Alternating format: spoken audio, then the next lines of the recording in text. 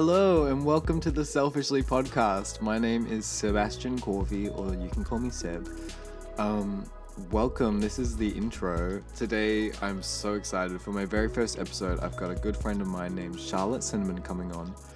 She is someone I've known for quite a while. We've known each other since probably 2013. She does a lot of theatre, production, acting, directing, teaching. She does it all when you think about being an actress. She's had a lot of experience and we've had a lot of opportunities to work together because she has her own studio called Cinnamon Studios, which isn't active at the moment. When she has made some productions with it, we have worked together. I have joined her on her productions as the stills photographer and doing all the fun stuff like documenting the process and making promo work. But it's been a lot of fun and I really wanted her to come on the podcast as a guest just to pick her brain about those sorts of things, you know. Just about the things that we don't really talk about in normal conversation, but that I'm curious to learn about. We talk a lot about her acting experience. We talk about her teaching and kids, working with kids. We even talk about social media and therapy and hypnotherapy and ways of dealing with anxiety and even expressing emotion. Like, we talk about a lot of different things. It's actually a really interesting podcast. Without further ado, I don't know how to say that properly. I don't know how to say that properly. I don't know how to speak English. Enjoy the podcast. Here we go.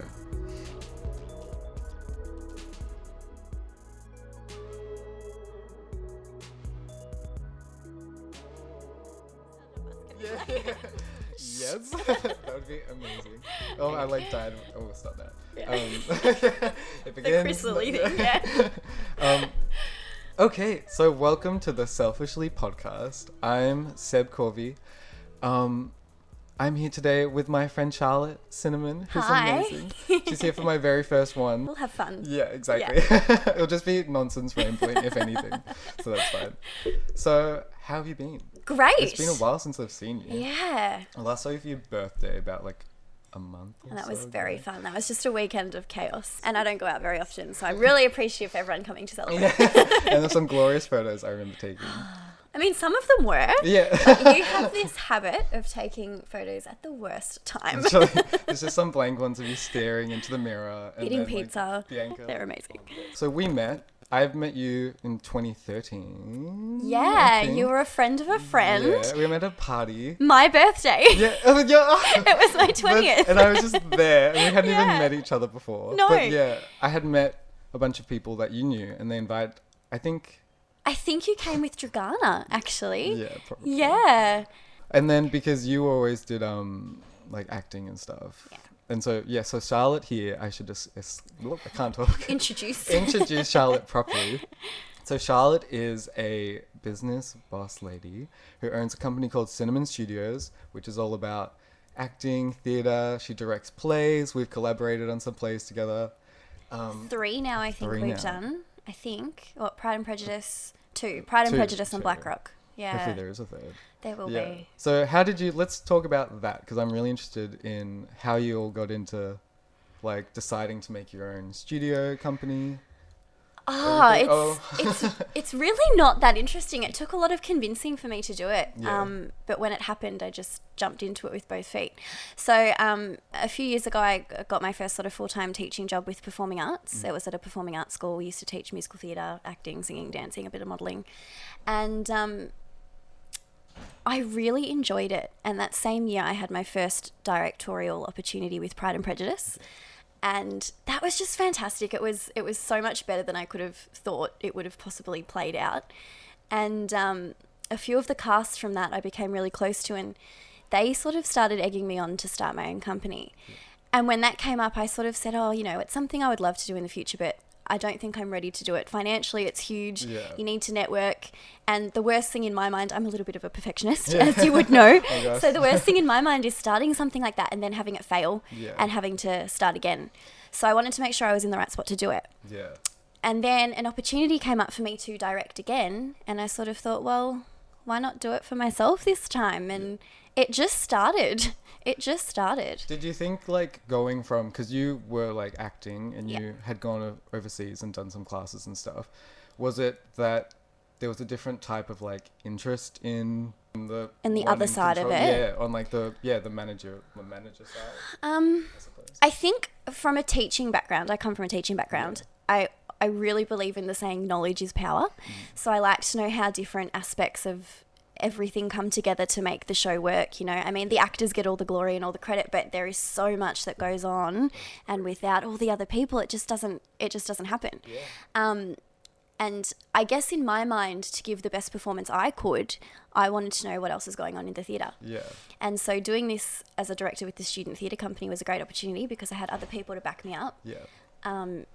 And in the end, I ended up knowing a lot more than I thought I did. Like, it was almost a confidence booster to go, hang on a minute, I actually do know what I'm doing. I do know what's going on. No, it seems like it's definitely one of those things. I feel like with a lot of creative outlets, it's always there's always that mental fight you have to, like, with yourself of being like, am I doing it? Like, is it worth doing it? Should I just do it? And it's like, well, if you don't do it, you're never going to know. Exactly. Yeah. So, yeah. And then I think it was actually beneficial coming from an acting background first, because as a director, it's kind of your job to really nurture everybody and make everyone else feel comfortable. And because I've been on that side of it, it came naturally. Yeah. Sound like I'm blowing my own horn, but I really enjoy directing. No, well, I was gonna say as well, like, it seemed, from my perspective, for you, like a natural kind of progression. It was just like going from being in it to then seeing how it looks and then being able to craft your own vision and set up doing all these things you want to do. Yeah, you know what I mean? And I know, you know, when I was starting out, even before I was professionally acting, you know, as a student, I had a lot of teachers who, bless their cotton socks, but couldn't necessarily describe or get across what they wanted you to do, and it became really frustrating because you're like, I'm here and I'm ready to work, but what do I do? Yeah. So I really wanted to help others, I guess, get their best performance as well. Yeah. That was great. And have you been doing it like since you've been young, like all the acting? My first acting class was when I was 5 years old, which ironically the school I went to I've just purchased, so I've bought that franchise now and I'm the owner of that school. It's so crazy. It's so crazy. But I mean, even before that, silly things, you know, like I used to dance in front of Singing in the Rain and stuff, you know, like used to try and copy the actors in Wizard of Oz. So I've always been ready for the stage. Yeah. Something you were like, I'm obviously going to be doing this. Yeah. I have some really hilarious home videos, I don't know if I should admit this, of me when I was like 2 and 3 years old trying to river dance, you know, in front of like and I thought I was doing it, but I'm just like standing there bouncing on the side. So I think that's when my nan knew. Put her in dancing, put her in drama. That's where she belongs. And I will never show those videos. You've done your production, so we've done the 2. Do you want to do more? I would love to. And I will do the photos, of course. Obviously. I would love to. I'm actually a little bit disappointed with having to have put Sinnamon Studios on hold. I haven't done anything since its initial production, which was Black Rock. The reason behind that is because I took over the drama school. So again, financially and just logistically, I don't want to bite off more than I can chew, especially when I'm responsible for the whole thing coming together.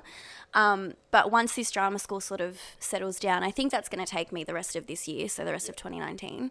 I'm actually sort of trying to plan something where Sinnamon Studios can be incorporated into the drama academy that I've taken over. So we have a lot of senior students who will be leaving school soon or who are looking to sort of expand their skill set, and I'd love to invite them all to audition for Sinnamon Studios and have Sinnamon Studios be like that stepping stone between we're not students anymore but we're not quite ready for professional theatre. It would be a great in-between. Well, even then, exactly, then that can branch on to like, oh well, now I've got this experience, and now we can move on to like the outer bigger world. That's awesome. So that's what I'm hoping. That let's just see how it goes.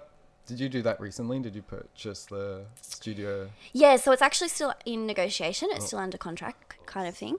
But it's pretty much happening. Because you've also done some conferences teaching, like you were saying before, with like you're saying the struggle with some drama teachers that don't know how to like verbalize. The conference that you're talking about was actually part of the academy that I'm about to take over. And what they do I think it's 4 times a year, they all come together, all the owners and the teachers, and they talk about the best way to teach the curriculum. And in the past, this particular school have had trouble, I guess, engaging their senior students. Their curriculum didn't necessarily evolve a whole lot from when they were little to when they became seniors. Yeah. So a lot of kids would be looking for the next opportunity and they'd move on. The Academy are now rewriting their entire senior curriculum, and it's so engaging. It follows really closely to the VCE structure. Yeah. And kids are loving it. So what I was talking about at the conference was ways to sort of extend that curriculum and go, okay, so this is what's written on the page. If your kids are finding that's too easy, or if they're a little bit disengaged, here are some actual theatre techniques to, I guess, take it to the next step. Yeah. So that was really fun. I mean, that makes sense. Yeah. Because not everyone learns the same ways. Yeah, sort of. I think it was more that, you know, if you've been enrolled, I mean, someone like me, when I was a kid going to this school, Yeah. I was there when I was 5 years old, and I didn't leave till I was about 14 or 15 years old. So I've done it all. Yeah. I'd seen it all. And when you've done it for 10, 15 years, you need something new. You need something to work towards, you know. And one of the goals of the Academy, which I absolutely love, especially for the younger kids, is confidence building and skill building and, you know, engaging them. And it's sort of life skills through drama and performing arts. Yeah. But when you get to a certain age, if this is something that you really enjoy, you need that level of competitiveness, you know, you need the competition, you need that push, exactly. the And motivation. it just wasn't there for the seniors. Yeah. So we're working on that. Did you always imagine working with children? No. No. Like, to be honest. Was it just something you really fell into? Yeah. That sort of just happened? Look, I love kids. I've always loved kids. Yeah. But I guess if you'd ever asked me, I wanted to go on and be an actor and be a director. Yeah. And this happened because when I graduated high school, I actually got a job teaching performing arts to kindergarten students. Oh. So it was like motor skills and cognitive skills so and all that cool. kind of stuff through singing and dancing and acting. Yeah. And I had so much fun. And then just one thing led to another, and I kept falling into these teaching positions. Oh my gosh. Yeah, it just happened. And I will admit, I had a teaching job again, the 2016 teaching job with musical theatre. The kids that I taught at that studio, they were just so much fun, and they were so willing to learn, and they were so engaged, and like that's really pushed me. So it's really been the last 3-ish years that I've gone, I want to work with kids. Oh my They're gosh. hilarious. That's so great though. Yeah. And there's so much talent out there. Yeah, for sure. Especially with the young kids now. I feel like kids are so exposed to so much more stuff now. They're just Yeah. like With next social level. media, Yeah. everything, Yeah. everyone can become an overnight sensation. But, you know, without those, I guess, basic techniques, Yeah. they're just not going to be sustainable Yeah. if that's what they want to do. So that's what I'm here for. Yeah. And because you also went over to America, and Yeah, that was twice, actually, to work, yeah. Was that for?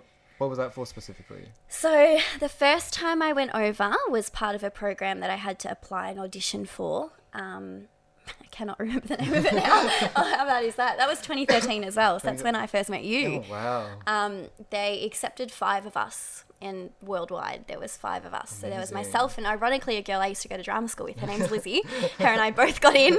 And then there was a guy from Manchester, a guy from the Netherlands, and another guy, I think he was from, it's just escaped my memory, like Pakistan or somewhere Oh, wow. over that way. That's so cool. It was though. bizarre, like the 5 of it was just such a bizarre arrangement. But we Yeah. went over there, and the idea was we would study for, I think it was 10 days. So they gave us a really intensive course on the business of Hollywood, essentially it was called. So, you know, I find this stuff really basic, like really general knowledge, Yeah, but it's like it's common good to sense have sort it. of thing. Yeah, it's good to have it spelled out for you. So Yeah. how to speak to agents, how to go about getting your show reels done, all that sort of stuff. Yeah. And then at the end of that 10 days of study, we were invited to like a big audition day where there was all these agents and managers, and we got our 10 minutes in the spotlight to audition for them and hopefully get signed. Oh wow! And that went really well. I was surprised at how well received I was in America. I don't know why, but I seem to do better over there. I don't really get a second look in Australia, which is bizarre. But over there it was like instantaneous. That's crazy. So what was that like audition? Was it just like a room full of different agents? Yeah, and, like, it a was stage, literally or- just like a catwalk-sized table of all these agents and managers sitting behind it. And you walked in. It was like a hotel conference room that they were in. And you walked in. You had to perform 3 things. So you had a dramatic monologue, a comedic monologue, Oh my and then you were gosh. supposed to write one yourself as well, which could be anything. It was just sort of to showcase Just you. your talent. Yeah, and jumping from like one emotion to the next. It was I mean, but that's what they expect you to do. That's exactly. the job, you know. And then to just like come like out of it and be like, okay, let's go. Like, let's notes. do it. yeah.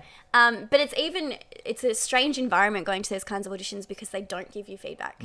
It's just like, okay, next, great, move on, great. That's wild. So that was bizarre, Yeah. but I did quite well. I did out of that one. I had 2 offers to be signed out of, I think there was about 12 of them there on that day. And I came back to Australia and I did some more study and I did some more shows, and I went back and did a very similar thing a couple of years later. Yeah. But this convention was massive and there was 200 agents and managers that you had to get up in front of. And this happened over the course of 4 days. Wow. So you just kept rotating. There was rooms full of managers. You got up, you did your monologue, you introduced yourself, blah, blah, blah, blah, blah. And at the end of that, I think I had about 80 callbacks from the 200. I feel like by the end you just have to be desensitized to that entire process of standing in front of all those people. Well, the thing that I love it so much that it didn't bother me. Like, I felt like this is what I'm supposed to be doing, you know? It was really great. And then my biggest issue was after that, there's so much interest. People wanted to work, they wanted to sign me, but I can't get a visa. So that's when I got really frustrated and I was like, do you know what? This is actually making me more frustrated and sad than I'm getting enjoyment out of it. And that's where I moved into the teaching side of it. And I was like, actually, I'm enjoying this. I can help others do this, you know? Yeah. Do you think in like a few years or so you would ever go try it again? I would love to. There? Yeah. I would love to go back there. But the visa process is what kills me. I have to look back into it. I haven't looked at it for like 4 years. Yeah. But yeah, I would love to go back. Yeah. It's so different in LA. It's a whole different atmosphere. Was it just the select few of you guys that you like would... That one, there was, I mean, you still had to audition to be part of that program, but there was like 1,000 of us that time. Yeah. So that wasn't a small convention. That was huge. And we were all staying at the same hotel. Like the whole hotel was booked out for this convention. Wow.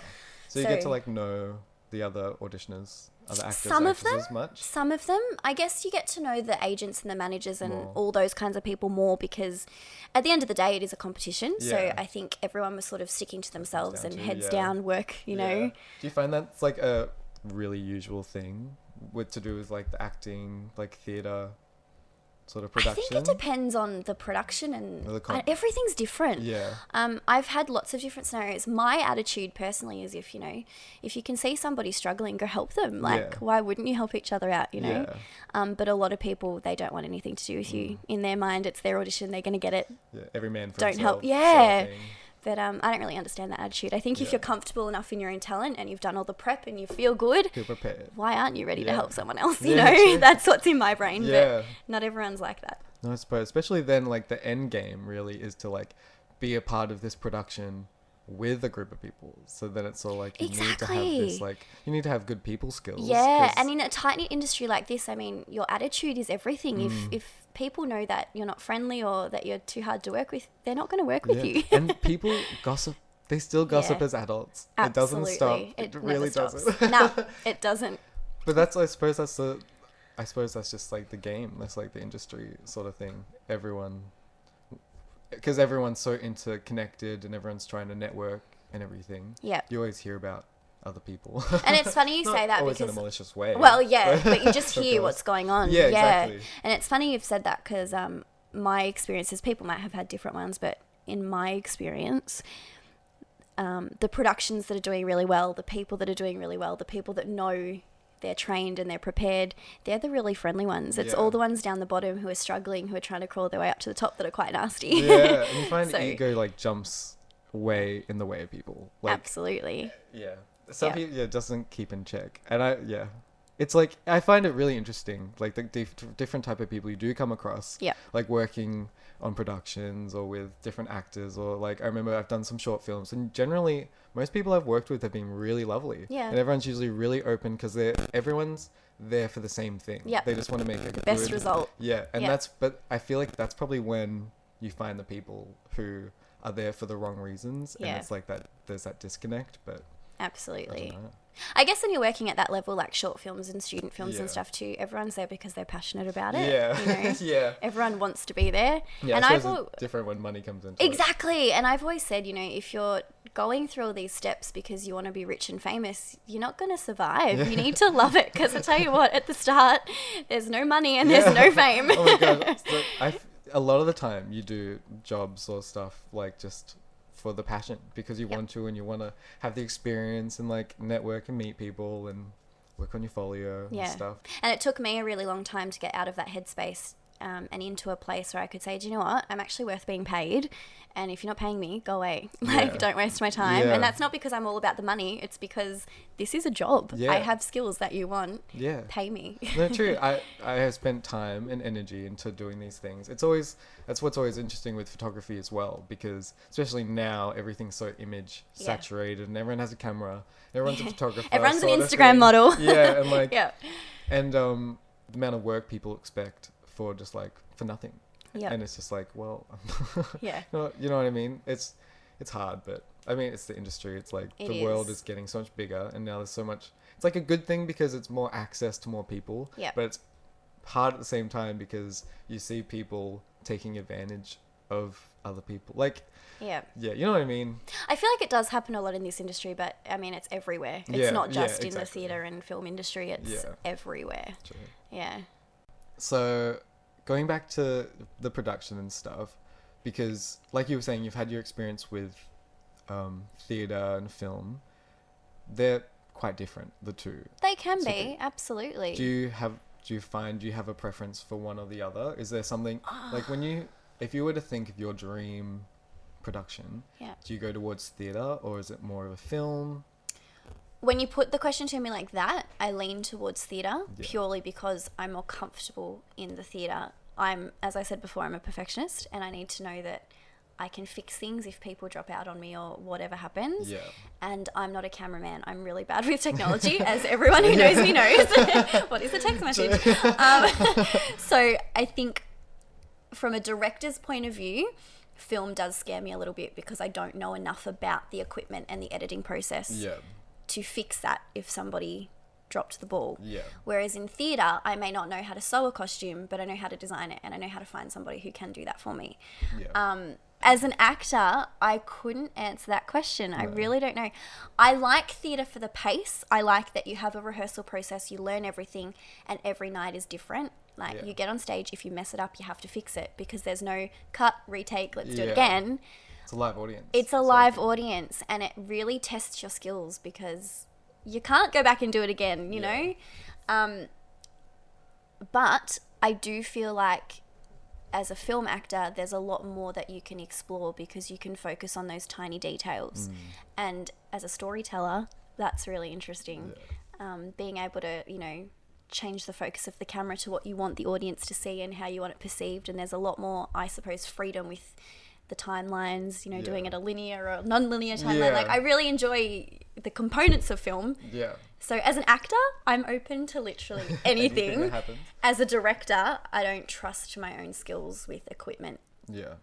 in film, No, if that makes sense. Yeah, no, that totally makes sense. Yeah, I mean, I'm sure if I had a fantastic team, I could do it. Yeah. But it's not something I've really done. No, that makes sense. I was just thinking when you're talking about with the film, and because you can do like the really close-up shots of just like the face, and I suppose each take you can change up how you like emote your face. You know what I mean? Yeah, absolutely. You can. When drawing from like, I'm always I remember in year 11. I remember in high school I used to do drama, although I stopped in year 11. But year 11 was the year that they did like Brecht. I think it was, all and the different practitioners. and they do the splurge, and they do the techniques of being like, okay, we're gonna like go back and find a really sad memory and like draw on that. I remember after lunch one day, my friends were just all like crying because in the afternoon they had done that, and we're all just like, we're really upset now. It's such a confronting experience, isn't it? I actually have a memory, if you want me to share it. Yeah, of course. When I was in America, I mean, again, this is going to sound really, I guess, blowing my own horn. I don't mean to, but I was having a really easy time over there. When I was performing, everything came really naturally. All the people that I was auditioning for or training underneath, they were all really happy. They didn't have a lot of feedback because they were quite happy with what I was doing. Amazing. The one thing they did pull me up on was I did my dramatic monologue, and I struggled to cry.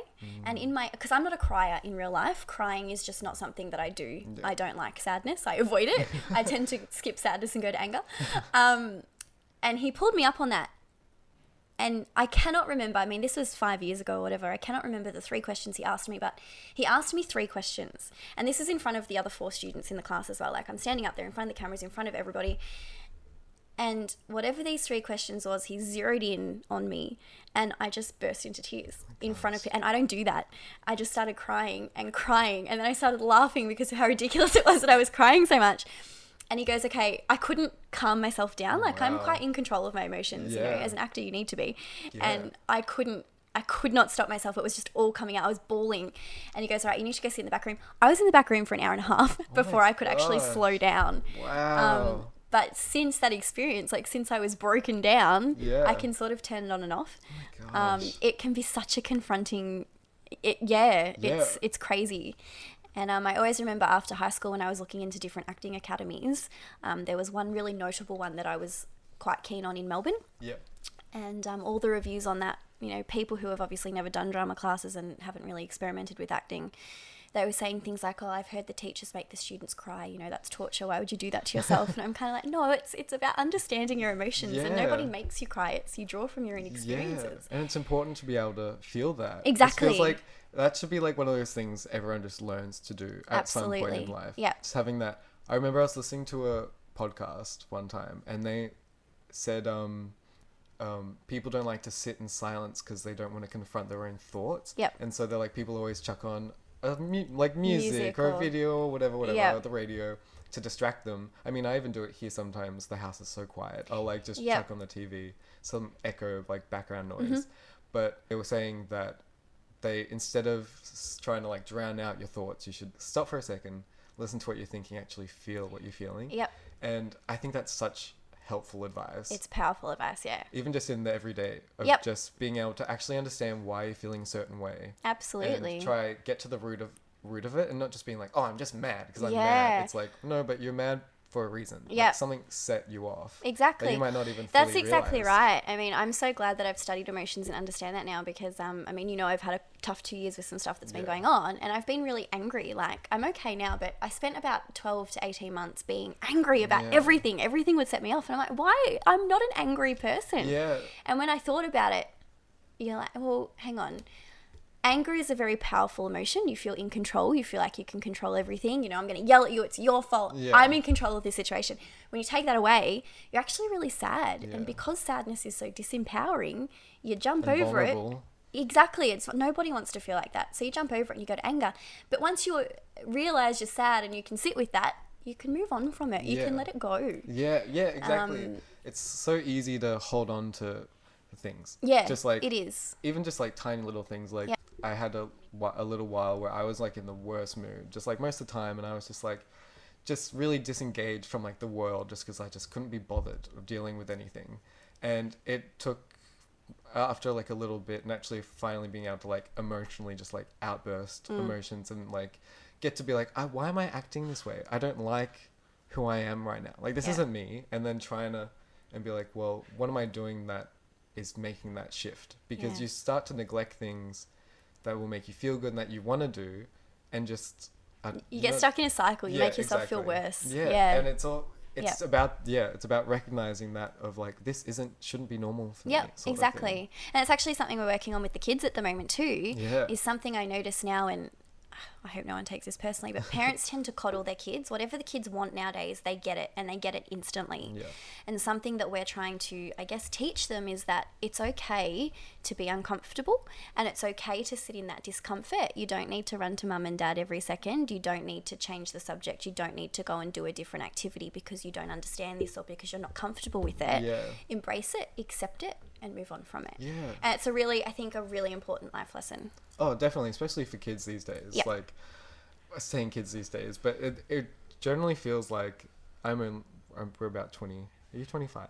I'm 26. You're 26? I just turned 26. Oh, I know. oh, Thank true. you. Oh my Thank gosh, you I for went to your that, birthday Seb. and I completely I know. forgot. Thank you for pointing that out to everyone. All my 25 listeners in- out there. I'm Thank you so 25 much. in September, so I'm just like really pretty. No. Oh, so you're a child. Exactly. Yeah. No, but I feel like it feels like there's a larger gap with kids these days, because I feel like when I was younger, I don't feel like I was that conscious of the world. Yeah. Does that make sense? There's a lot of information available to kids now, and it's instant. Yeah, and it's instant. And it's everywhere. It's like literally everyone on the phone has the world's knowledge on it. Yeah. Like, My grade 2's come in with iPhones, and I'm like, what are you doing? And I remember when I remember when kids started getting them in high school. Yeah. And even then, no one used them for like all the information, but just like being that instant access with people everywhere, and like even like now it's like going home from school doesn't like disconnect the conversation. You don't going get a around. break. Yeah, it's all constant. Yep. And I can't imagine growing up in that. You know can what I never mean? switch off. You can never relax. Yeah, because I remember being able to go home and just being able to be like, oh, well, nothing. Like, you know what I mean? Like, boredom is good for Facebook or something. kids. Yeah. Boredom is good at it. Cultivates creativity. It gives them a chance to go, okay, I'm bored. What am I going to do about it? Oh, look, I'm going to go play with my friend, or what, like it. Yeah, and we're finding kids as well, they're really lacking in focus. And I know all kids get bored. Like, I know kids need constant stimulation. I get that, but they cannot focus on an activity for more than 5 minutes before they're like, okay, what else are we going to do, Miss Charlotte? I'm bored. I want to play a game now. I don't know how to combat that. Yeah. How do you bring their focus back? Yeah.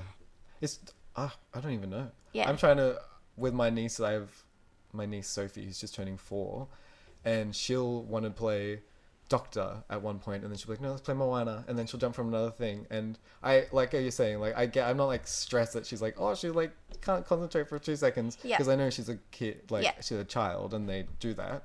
But at the same time, it's like how can I like force you to like sit you here, and do it. Like, we're trying to play Mario Kart because she really wanted to play, even though she doesn't know how to play. Yes. But like, because you play it. It's because I want her to play it with me. Yeah. And she doesn't want to play. She's like, let's go to Peach's castle. Yeah. And then like 2 seconds later, she's like, no, let's go into the other room and play Doctor. Yeah. I'm like, it's Mario Kart time. Let's sit down and play Mario Kart, and we'll play Doctor later. Yeah. And I feel like there's little things you can do to combat that. You know, like I've just lost my train of thought. You know, when you kids, for example, will come to our drama class and they'll have one class and they'll go, okay, that was great, but I want to do something else next week. I feel like parents can go, no, you're going to try this for a term.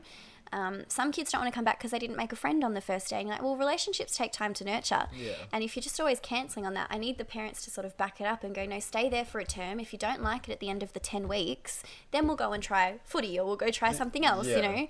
And I feel like that can carry on through your adult life as well. I mean, look at all the dating apps and stuff that we've got now. People just don't know how to have long-term relationships. It's just not a thing. Well, and even communication is completely absolutely different now. Yep. This, like, one of the reasons I wanted to do this is because I felt like people don't talk enough. Yep. And everyone has something to learn from everybody else. And I try to think everyone has a reason for why they're doing the things they're doing. Yep. So if they think this, like, there has to be a reason generally. And I think trying to understand that is so much better than just like jumping to the, oh no, they're just to like the next ship. the bat Absolutely. sort of thing. Yep.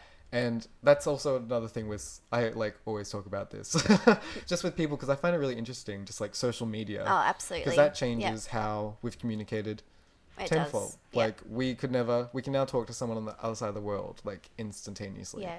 And like you're saying, it seems like it never sleeps. Like it never stops. Yeah. It never switches off. It's always there. You can look at it before you go to sleep, and then go to sleep, wake up, and it's still there. And I think it's also a big issue in the way that we speak to each other in real life as well. Exactly. Like it's desensitized people to the fact that we're all people. We're all humans with emotions. When you're just yelling at a screen, you don't realize that affects somebody. Yeah, exactly. And you can see that in the way people treat each other and talk to each other. And I mean, you know, debating is a really healthy thing to happen. Hear someone else out. You might not agree with them, but you can talk about that. Exactly. And people don't seem to be able to do that anymore. Yeah. It's very... I'm right, you're wrong. It's very personal. Yeah. Now. It's like you having that opinion makes me feel really bad. Yeah. And that means that's not a good thing. You're a bad person sort of thing. Exactly. But it's like some people like Marvel, some people don't like Marvel. You know what I mean? Yes, like, I get that. but it doesn't mean we can't be friends because of it. It's like, okay, we have different interests. But that's what also is meant to make people more... Bring them together. Yeah. And everyone's meant to embrace their individualities, but then we're also judging people for embracing those parts. I know it's very confusing. It's very confusing. And I mean, look, I think social media can be fantastic when used properly. I mean, I'm an Instagrammer. I love Instagram. Sure, I'm a Snapchatter. I Snapchat everyone now. Yeah, it's not like I'm saying the social media is like evil, of course. I think we need to find a better way to use it. Exactly. Though. And something I notice with the kids, because of how much screen time they're having, where the generation that are coming up now, they're losing their ability to read body language and to read micro mannerisms. Like, I used to have a thing, even... when I started teaching 3-4 years ago, it's changed. I used to have a teacher look, I didn't have to say anything. I would just look at you and the kid's like, oh, Miss Charlotte's going to get angry. And now I do that and they have no idea until you yell at them and they're like, oh, Miss, why are you angry? That just changed. It's like, no. They can't read it on your face anymore. They can't look at your body language and go, okay, she's not happy. That's so interesting. Yeah. It's kind of crazy. We're losing our personal skills. Yeah. Well, it's going to be interesting how far it goes in 10 years. It only feels like this level of communication and stuff is so fresh. It's like baby infant stage still. Like the main social media is obviously like Twitter and that. They're only like 10 or maybe like 10, 15. I mean, I joined Facebook 10 years ago this year. It was 2009. That's crazy. But what worries me is that kids are growing up with it now. Yeah, exactly. And what's really interesting as well is now what's going to happen when all these kids whose lives are being posted on the internet by everyone's parents and family and friends and everything, what's going to happen when they get to an age where they are now consciously aware of what that is. And I'm like, what, you know what I mean? Yeah. You know what I'm trying to say? I don't even know how to properly verbalize I understand what you're saying. Yeah. I remember I saw, I think I saw a thing on the internet somewhere and it was just talking about how there was a boy who was doing something with his mum to get everything she had posted of him off the internet because he didn't want it there and he didn't consent to it being online. And I never ended up seeing what happened with it. But imagine it's an what's interesting gonna happen. argument. Yeah, it's a really interesting argument. Because it's essentially like they're now virtual photo albums, but then they're public virtual photo albums most of the time. Yeah. Like generally people are on their, like try to be on their best like privacy settings and everything. But I suppose no one really thinks about that, Yeah. I mean, I don't know. It's all really curious. What a bizarre turn for our conversation today. We've gone from theatre to children, to social media, to the poor children. Yeah. But it is a good point. No. It is concerning. I mean, communication is what keeps the world turning, and when you lose that ability, it's very scary. And I remember how we got here. We were talking about processing emotions properly. Yeah, that's right. And that's so true with those two things seem to be, they need to be more, I don't know how to say it. They just seem to be more improved on, like both of them. Yeah. Like that. Needs to be a focus. Yeah, there needs to be more interpersonal connection, like eye to eye as opposed through the screen. Yep, absolutely. And I mean, how often do you hear people, talk about social anxiety, not wanting to make a phone call? Well, yeah. It's like, well, wouldn't you prefer to speak to somebody than to wait for an email in return or something? Like, It seems like that's increasing. Oh, there seems to be a vacuum. Yeah, because we were talking about, what a train of thought. We were talking about the Brecht. All the different practitioners I wanted to go back to that and talk about with your personal experience with it. Yep. Was it ever very hard for you to get in that mindset of, was it always just the crying when you're maybe acting? Was there like an emotion you struggled with trying to portray? It was crying. Yeah. Yeah. And I'm not sure what that's about. Like, it's still something I'm sort of like, I really don't know what that's about, but I really struggled with the crying. That was my big thing. I could be sad. Like, it doesn't take a lot for me on stage to change my emotion. I find that quite simplistic. Yeah. But the genuinely crying thing, I didn't want to be in that position. Yeah. Yeah. And I can do it now, but that was the one thing I really had to get over in my own mind. Yeah. And that wasn't until you went to it, you had that. Yeah, America was what really helped with that. That's wild. I think, growing up, well, I shouldn't say that. It's not growing up, but I think in my life I've had some experiences where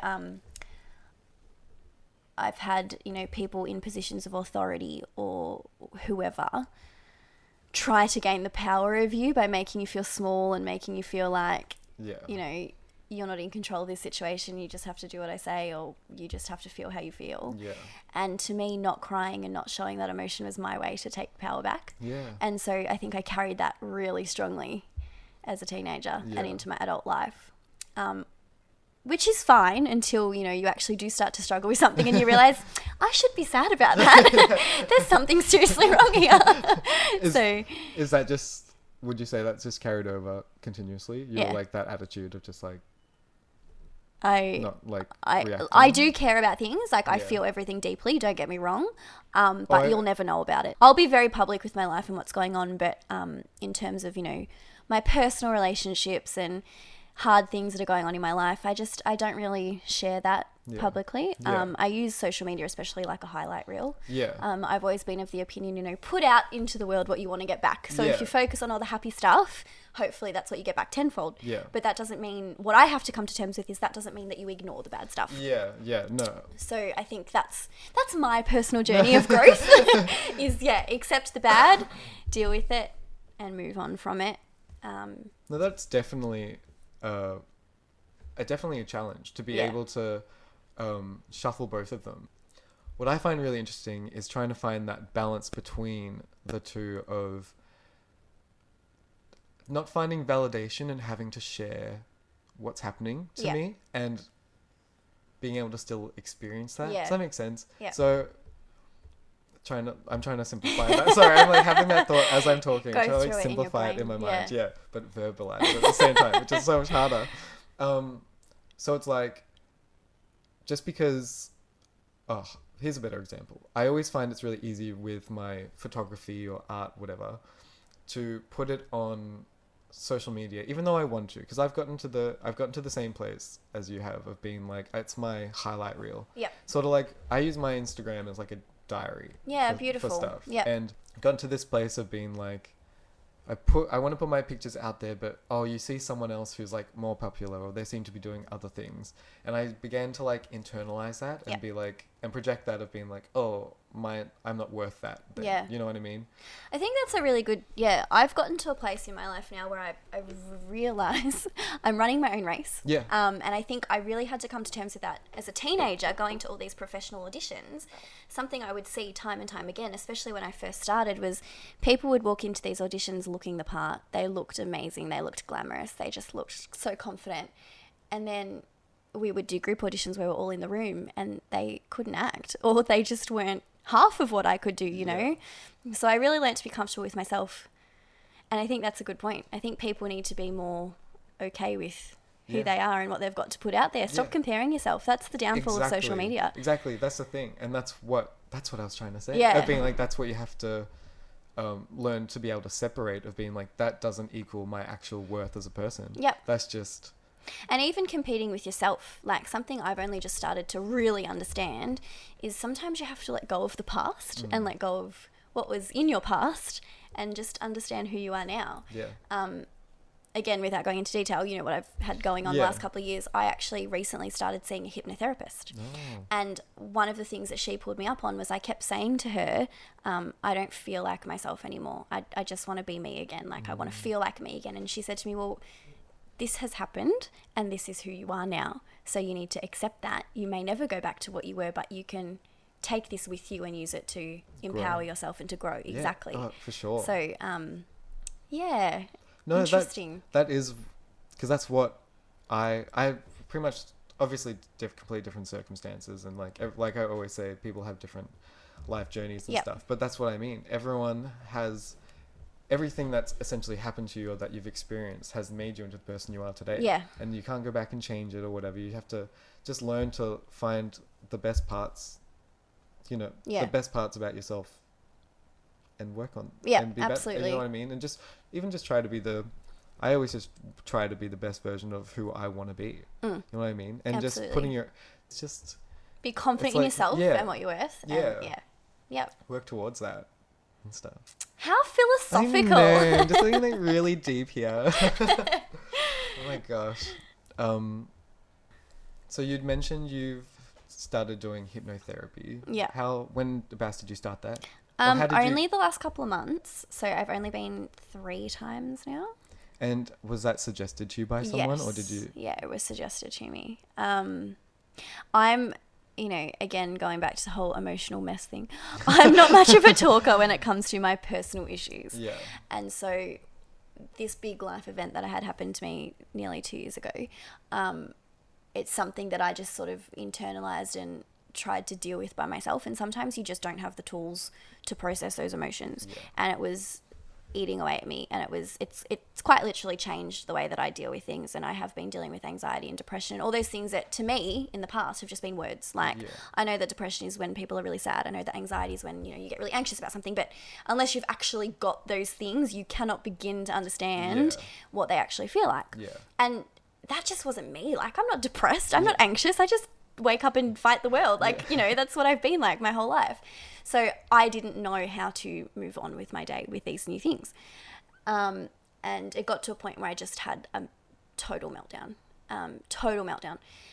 And so through talking to the doctors and whatever, when that happened, they suggested hypnotherapy, because in the past, seeing psychologists and psychiatrists doesn't work for me. I don't like to talk about everything, and they just sit there and stare at you and they're like, and how does that make you feel? Tell me more. And I'm like, I don't want to tell you more. How do you think it makes me feel? Like, what kind of a question is that? I'm sitting here crying my eyes out. And you're like, how do you feel? I'm like, I'm great.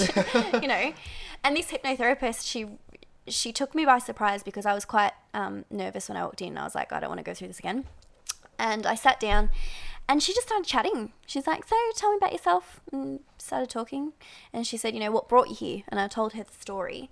And she pretty much stopped me halfway through, and she could see that I was starting to get emotional. And instead of me having to explain things in great detail, she said to me, okay, so this is how you've been feeling, this is what you've been doing, and this is what you've been thinking.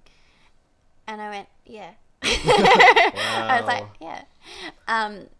And then she said to me, cool. She said, I'm not going to do hypnosis with you today because you're too upset. She said, it's just not going to work. It's not going to be beneficial. She said, so what we need to do is we need to talk about, the way that you're viewing this particular life event that's brought you here. And we need to reframe that in your brain, not so that you forget it, not so that it's, all flowers and daisies and whatever, but so that you can start to genuinely believe that although you may not have liked what happened and you may not have agreed with it, things do happen for a reason. So now we're going to look at all the good things that have come out of that happening. Yeah. And she started to reframe it. And then when I went back the next time, she did hypnotherapy. We talked for a bit and she did her thing. And I actually felt so self-conscious, because you just sit in a chair and you close your eyes and she just talks to you with that like yoga music in the background. Yeah. And I was like, oh, this is really hippie. I don't know how I feel about this. And then, half an hour later, she clicked her fingers and I woke up and I was like, what happened?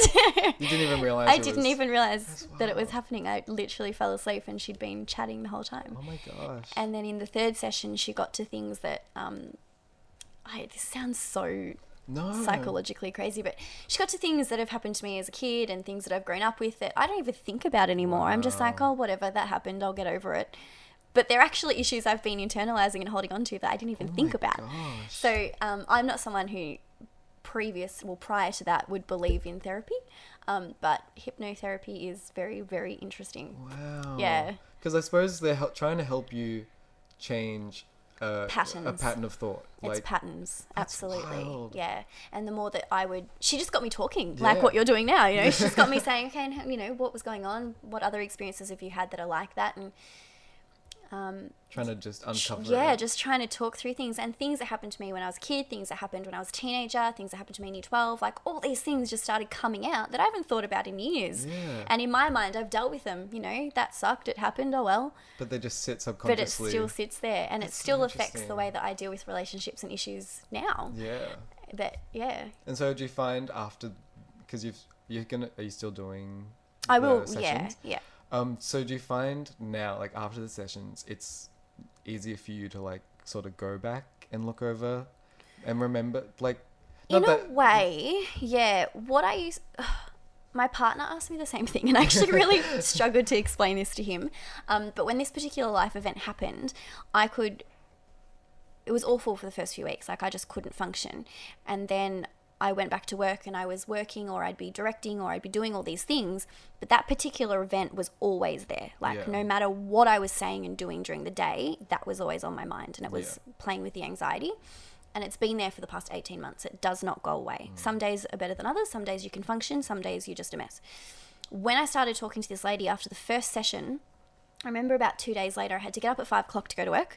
Then I had to go to teaching, and then I actually had a spray tan appointment. So I'd been up since 5 o'clock in the morning, and I didn't get to bed till about midnight that night. And as I was lying in bed trying to go to sleep, for the first time in nearly 2 years, I realized I hadn't thought about it for a couple of hours. Oh, wow. And it was just, I mean, then I started, to feel guilty about not having thought about it and all this stuff, but to just have relief for a few hours and to not even know that that's happened, it was amazing. That is amazing. Yeah, it is amazing. It's great that you were able to get to that place. Yeah. But that's like the hard part, is that because it's not easy. No. But, I fought therapy for so long because I just don't like it. But in the end, it honestly just gave me the tools to be able to accept it and to go, okay, that sucked. It happened. But now this is how we keep it with you and still be okay. Yeah. Because before I wasn't okay, No, that makes sense. And it's interesting because different types of therapy, I feel, work for different people. Yeah, absolutely. I remember, what year is it? It's 2019. About 2 years ago, I had life happens. Yeah. And I had, after a while I didn't want to go either. I remember mum being like, you have to go to the doctors to then like do it just like the test thing and then see if you can get a recommendation somewhere. And I remember sitting in the car and just like having like an angry like just burst of emotion of just being like, I'm not going. Like, what the? I don't want to go. Why am I going? Yeah. And I was honestly being like, I'm going to go to Woolworths, sit in the car park, wait an hour, and then go home. Because I just like, was just at like such an emotionally just like bleg space that I was just like, I'm not even trying to deal or want to like be exposed to that. And then I ended up going and got recommended and ended up going, and like I was blessed with just like a woman who was really kind and like we got along really well, and so I felt comfortable. And just having that like outside voice being like just like of someone that doesn't know you or whatever, and just like telling you things and getting their perspective was something I really needed and was so beneficial. Absolutely. But it's about finding, everyone has such different ways of dealing and how finding the right person. And I think that's a really important thing to drive home as well if people are thinking about therapy, because when my thing first happened, I actually did start seeing a psychologist. I think I saw her about 3 or 4 times too, and she was amazing. Like, she was so lovely. She was in Mornington, and I enjoyed speaking to her and I trusted her. But when I was leaving her office, it would always make me sad. Like, I was always more upset leaving than I was when I got there. And that's when I just went, this is too hard. If I'm okay one day, I don't want to go to the office and then be sad.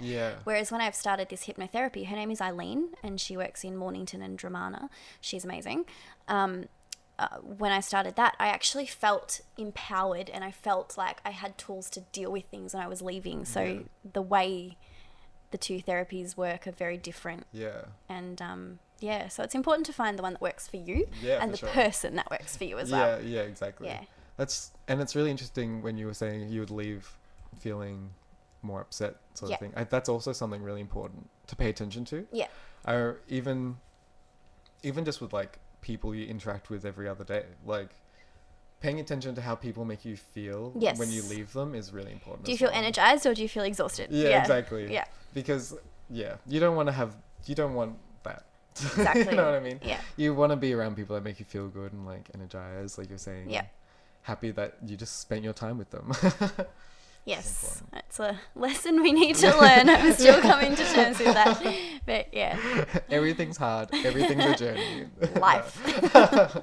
The end. Thank you for listening. No. Oh my gosh. No, but actually, I think we're going to come to an end here now. Yay. Thank you so much. No, thank you for having me. With me. I know we had a few hiccups. What a bizarre journey. It started in one place and ended somewhere completely different. We started talking about your theatre life and ended up with therapy. Beautiful. Ended up in Freud's office. Wonderful. Great. Oh, well, thank you so much, Charlotte. No, thank you. Do you have anything you want to like plug? Anything I want to plug? Yeah. I mean, if you've got kids between the age of 5 and 17, you should look up O'Grady Drama on the Mornington Peninsula. But other than that, no. Thank you very much for having me, Seb. Well, thank you. Anyways, thank you guys for listening. If you like this, please make sure you like it and share it with everybody. Thank you very much. I'll probably record an outro another day because this is awful. Okay, bye. Thanks, bye. Wow, that was a roller coaster. Thank you, Charlotte, for being my guest. Thank you again for listening to the Selfishly podcast. If you liked it, please leave a like. If you also really liked it, you can also subscribe. At the moment, we're just on SoundCloud, but I'm hoping to outsource to iTunes and YouTube more sooner. Make it easier for everyone to listen to. But that's all for now. Thanks again. Have an amazing day, and I'll catch you on the flip side. Bye.